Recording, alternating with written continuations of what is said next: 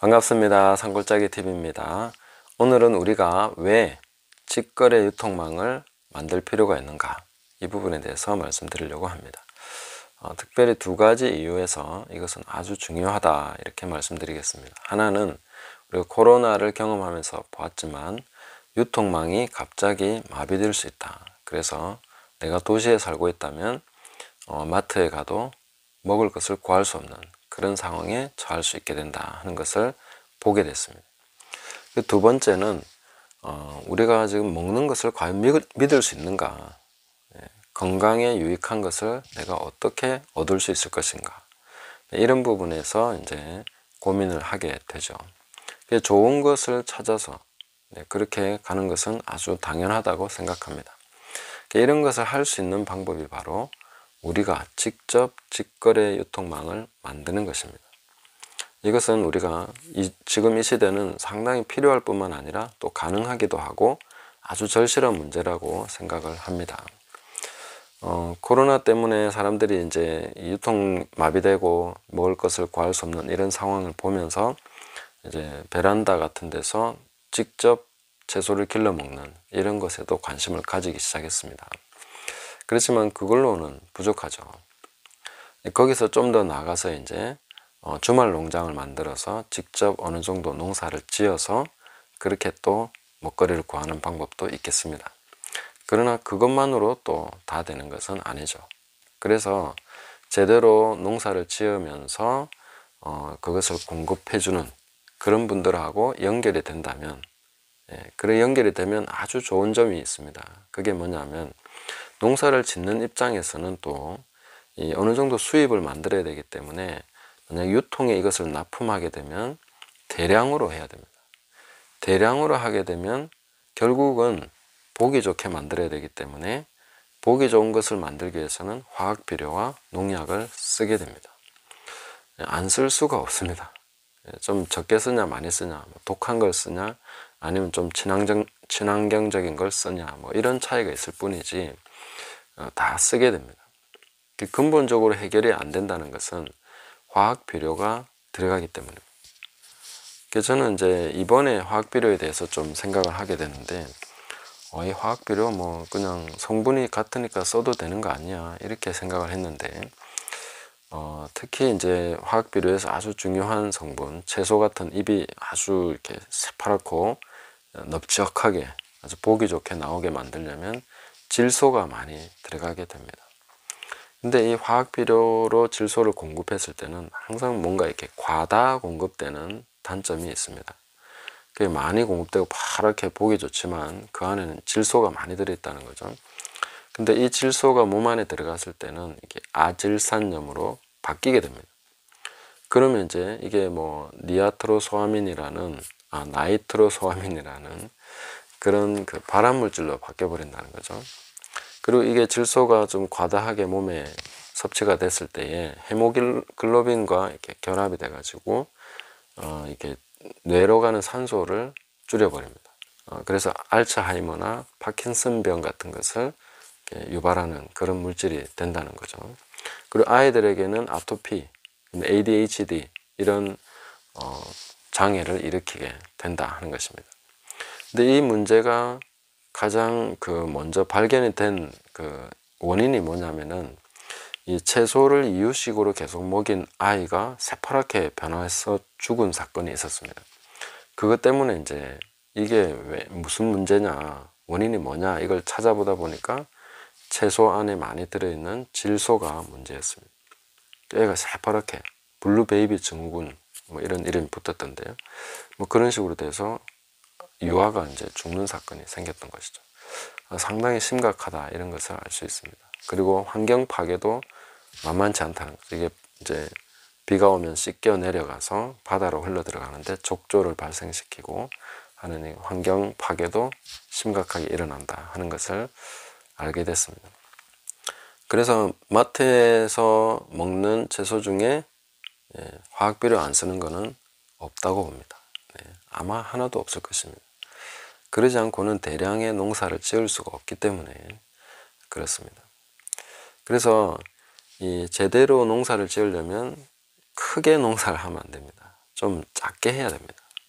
근데 작게 하면 전혀 수입이 안 되기 때문에, 또 화학비를 쓰지 않으면 보기에 좋은 게 안 나오기 때문에 그러면 이제 팔리지도 않는 거죠. 그러면 이제 우리가 제대로 좀 이 학습을 해야 됩니다. 공부를 할 필요가 있습니다. 그래서 진짜 좋은 게 뭔지를 알아보려면 보기 좋은 걸 보면 안 되는 거죠. 정말 제대로 된 농산물은 생산 과정을 봐야 됩니다. 땅을 봐야 됩니다. 농부를 봐야 됩니다. 그래야 진짜 좋은 농산물이 뭔지를 알 수 있습니다. 모양만 보면 무가 이렇게 큰 거하고 요만한 거하고 어떤 게 더 좋겠습니까? 당연히 이렇게 크고 보기 좋은 게 좋다고 생각하죠. 그 가격도 비쌉니다. 그러나 진짜 알아볼 수 있는 사람은 요만한 조그마한 요게 진짜로 좋은 거다 하는 걸 알아볼 수 있는 것이죠. 과거에는 이런 말이 있었지 않았습니까? 이게 사과 한 개면, 아침에 사과 하나면 병원 갈 필요 없다. 그게 이제 뭐 한 30년 전 이야기라면, 지금은 예전처럼 그렇게 효과를 얻으려면 사과를 거의 30개 가량 먹어야 예전과 같은 효과를 얻는다는 거죠.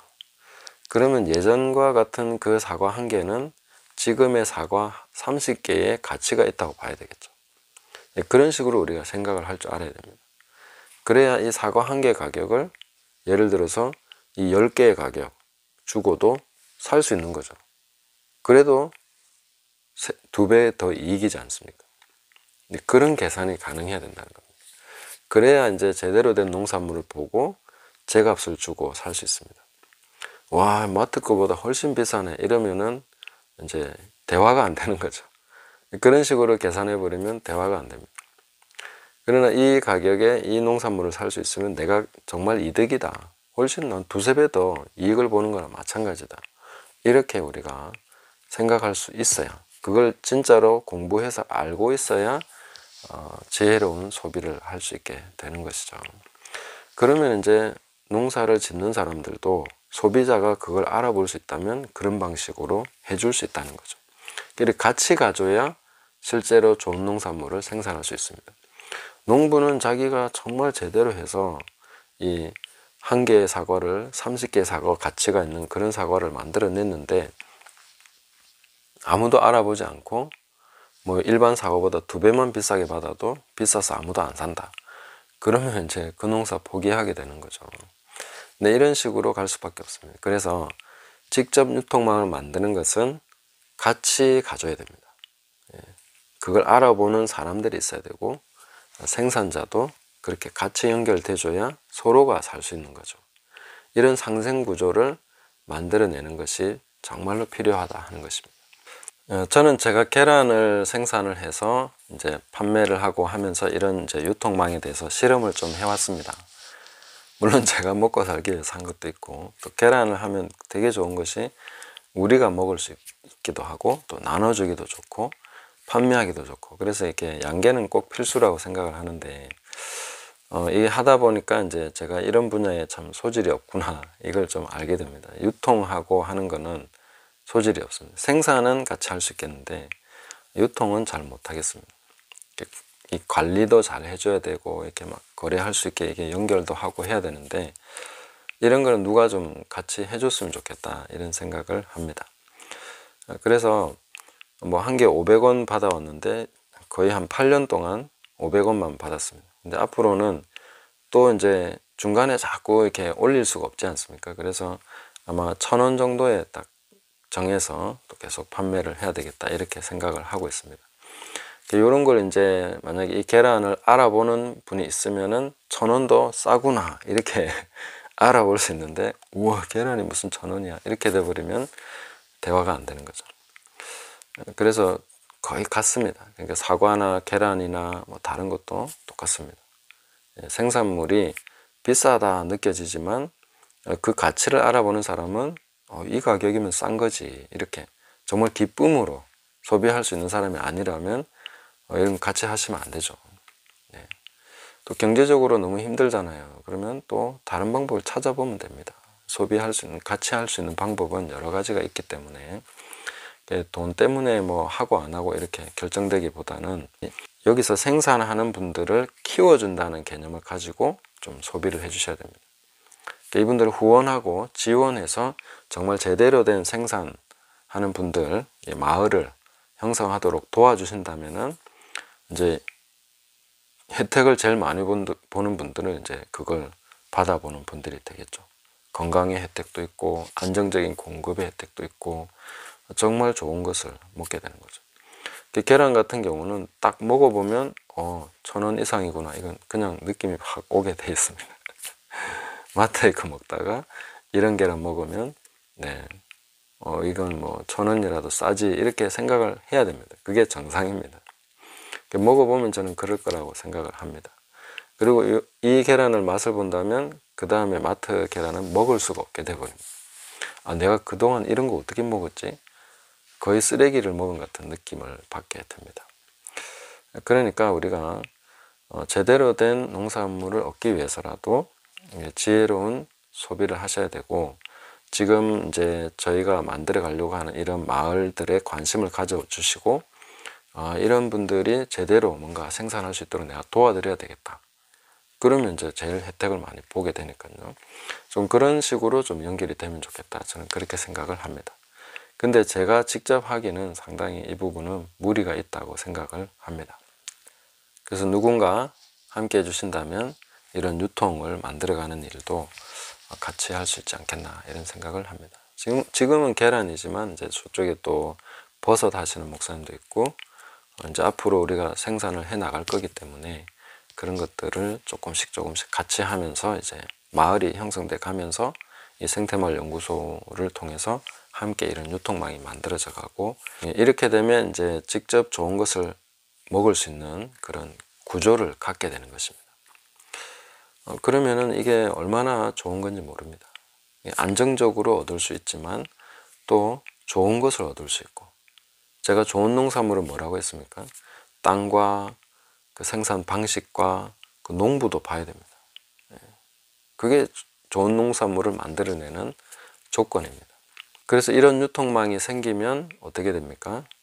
나중에 유사시에 정말 이렇게 일반 유통이 완전히 이제 마비되는 그런 일이 생겼을 때도 우리는 여전히 그냥 그대로 할 수 있는 것입니다. 그때는 사실 돈이 중요한 게 아니죠. 그동안 형성되어 온 관계가 그걸 이제 계속해서 연결해 줄 것입니다.